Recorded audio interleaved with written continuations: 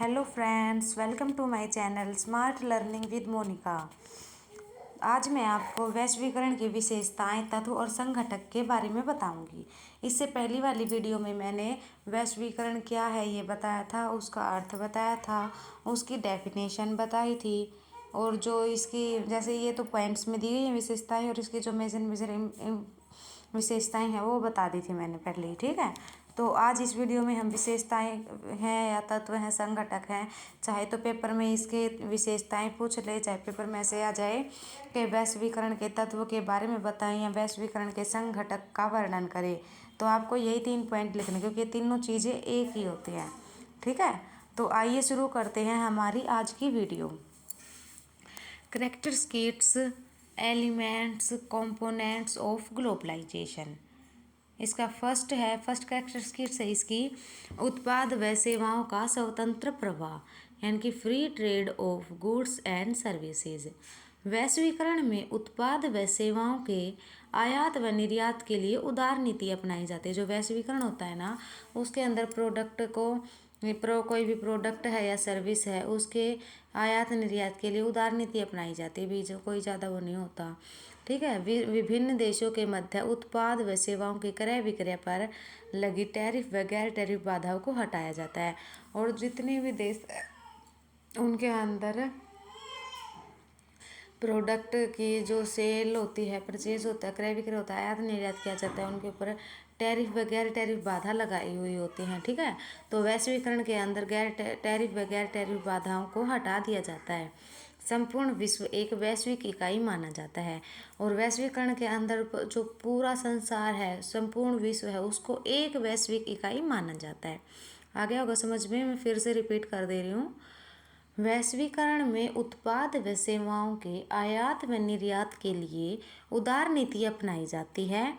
विभिन्न देशों के मध्य उत्पाद व सेवाओं की क्रय विक्रय पर लगी टैरिफ व गैर टैरिफ बाधाओं को हटाया जाता है। जो सेल परचेज पे टैरिफ और गैर टैरिफ बाधाएं लगी होती हैं, उनको हटा दिया जाता है, और संपूर्ण विश्व को एक वैश्विक इकाई माना जाता है।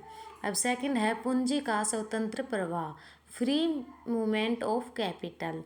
वैश्वीकरण का तात्पर्य है घरेलू अर्थव्यवस्था को विदेशी पूंजी व विदेशी निवेश के प्रवाह के लिए खोलना तथा बहुराष्ट्रीय कंपनियों के प्रवेश पर लगी रुकावटों को समाप्त करना।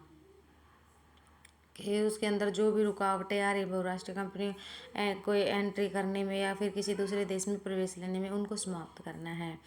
ठीक है, वैश्वीकरण में पूंजी के अंतर प्रवाह व बाहरी प्रवाह पर लगे प्रतिबंधों को हटाया या कम किया जाता है। जो कैपिटल के ऊपर जितने भी प्रवाह लगाए गए हैं, उनको हटा दिया जाता है। तो जैसा कि इसका नाम ही है, पूंजी का स्वतंत्र प्रवाह, यानी कि फ्री मूवमेंट ऑफ कैपिटल। इसके अंदर कैपिटल का फ्री मूवमेंट होता है, इसके ऊपर कोई रोक टोक नहीं होती, कोई प्रतिबंध नहीं होता। ठीक है, और अगर होता है तो वो बहुत कम होता है।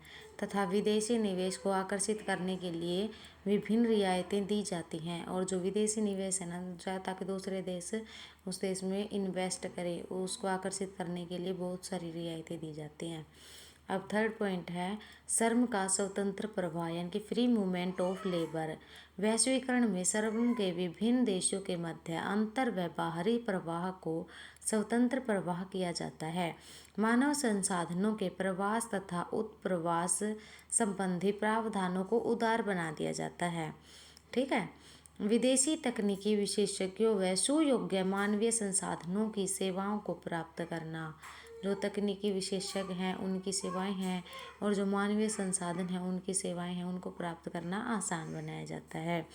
इससे व्यावसायिक इकाइयां अन्य देशों में उपलब्ध सस्ते व कुशल मानवीय संसाधनों की सेवाएं प्राप्त कर सकते हैं, ताकि इससे क्या होगा, जो दूसरे देश हैं उसके अंदर आसानी से और कम पैसों में लेबर है, मजदूर है, वो आसानी से मिल सकता है, उसकी सुविधा मिल जाएगी। इससे विभिन्न देशों की परस्पर निर्भरता बढ़ती है। इससे क्या होगा, जो दूसरे देश हैं उनकी एक दूसरे देशों पर परस्पर निर्भरता बढ़ेगी। ठीक है, तो ये इसकी 3 विशेषताएं थी। ठीक है, बहुत आसान सी विशेषताएं हैं ये। थोड़ा थोड़ा तो मैंने जो इसकी मेरी पहली वीडियो में इसकी डेफिनेशन और मीनिंग वगैरह बताया था, उसके अंदर भी इनके बारे में बताया था। ठीक है, इसके अंदर थोड़ा सा डिटेल में बता दिया है। ठीक है, आसान से पॉइंट है, आसानी से याद हो जाएंगे। और इंटरनेशनल बिजनेस से रिलेटेड कोई भी वीडियो देखनी हो तो आप मेरे चैनल पर जाएं, स्मार्ट लर्निंग विद मोनिका, और वहाँ पे आपको सारी वीडियोस मिल जाएंगी।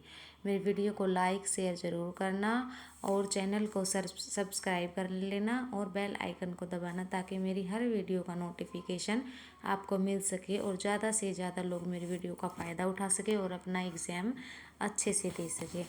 Thanks for watching, bye bye.